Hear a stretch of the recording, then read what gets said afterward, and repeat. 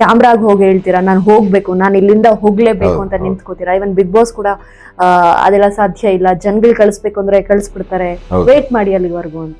So ಆ regret ಇವಾಗ ಏನಾದ್ರು ಕಾಡ್ತಾ ಇದೆಯಾ? ಆ ಸ್ಟೇಟ್ಮೆಂಟ್ ನ ಪ್ರತಿ ಸಲ ಮಾಡಿದ್ದಕ್ಕೂ ಇವತ್ ನೀವ್ ಇಲ್ಲಿ ಬಂದು ಕೂತಿರೋದಕ್ಕೂ, ವಿಚ್ ಈಸ್ ಟಾಪ್ 7? ಹೌದು, ನಿಜವಾಗ್ಲೂ ಬಹಳ ತಪ್ಪು ಮಾಡ್ಕೊಳ್ತಿದ್ದೆ ನಾನು.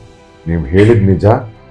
ಅಂತ ನಿರ್ಧಾರ ಏನಾದ್ರು ತಗೊಂಡು ನನ್ನ ಒತ್ತಾಯಕ್ಕೆ ಅದನ್ನೇ ಹೇಳುದು. ಈ ಬಿಗ್ ಬಾಸ್ ಅನ್ನೋದು ಇಟ್ ಇಸ್ ನಾಟ್ ಇದು ಕೆಲವು ವಿಚಾರದಲ್ಲಿ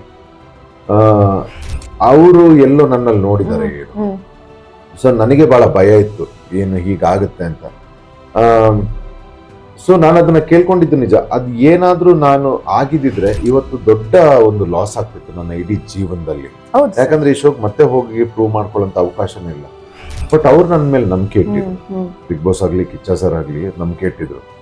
ಸೊ ನನಗೆ ಅದು ಯಾವಾಗ ನನ್ನ ಮಿಸ್ಟೇಕ್ ಅಂತ ರಿಯಲೈಸ್ ಆಯ್ತು, ದೆನ್ ಇಟ್ ವಾಸ್, ನಾನು ಅದನ್ನ ಹಿಂದೆ ತಿರುಗಿ ನೋಡ್ಲಿಲ್ಲ. ಮತ್ತೆ ಮಲ್ಲಮ್ಮ ಇದ್ದಾಗ ಎಲ್ರು ಅದನ್ನೇ ಟ್ರೈ ಮಾಡ್ತಾ ಇದ್ರು, ಸಿಂಪತಿ ಕಾರ್ಡ್ ನನ್ನ ಟ್ರಿಗರ್ ಮಾಡೋದಕ್ಕೆ, ಇಲ್ಲ ಅವ್ರನ್ನ ಇಟ್ಕೊಂಡು ಜನರ ಆಡಿಯನ್ಸ್ ಅಂತ.